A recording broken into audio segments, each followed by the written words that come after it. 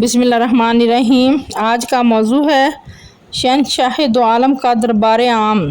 اس کے بعد حرم الہی میں آپ نے سب سے پہلا دربار عام منعقد فرمایا، جس میں افواج اسلام کے علاوہ ہزاروں کافر مشرکین کے عوام و حوض کا ایک زبردست ازدحام تھا۔ اس دربار میں آپ نے خطبہ دیا اور پھر اہل مکہ کو مخاطب کر کے آپ نے فرمایا کہ بولو، تم کو معلوم ہے کہ آج میں تم سے کیا معاملہ کرنے والا ہوں۔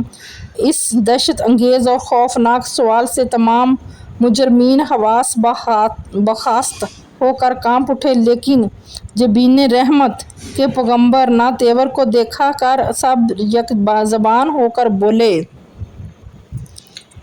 یعنی آپ کرم والے بھائی اور کرم والے باپ کے بیٹے ہیں۔ یہ سن کر فاتح مکہ صلی اللہ علیہ وسلم نے اپنے کریمانہ لہجے میں ارشاد فرمایا، آج تم پر کوئی ملامت نہیں، جاؤ تم سب آزاد ہو۔ بالکل غیر متوقع طور پر ایک دم اچانک یہ فرمان رحمت سن کر سب مجرموں کی آنکھیں فراغت ندامت سے اشکبار ہو گئیں اور کفار کی زبانوں پر لا الہ الا اللہ محمد رسول اللہ کے نعروں سے حرم کعبہ کے در و دیوار پر بارش انوار ہونے لگی۔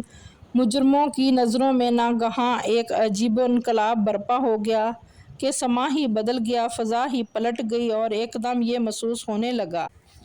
جہاں تاریک تھا، ظلمت کد تھا، سخت کالا تھا، کوئی پردہ سے نکلا کہ گھر گھر میں اجالا تھا۔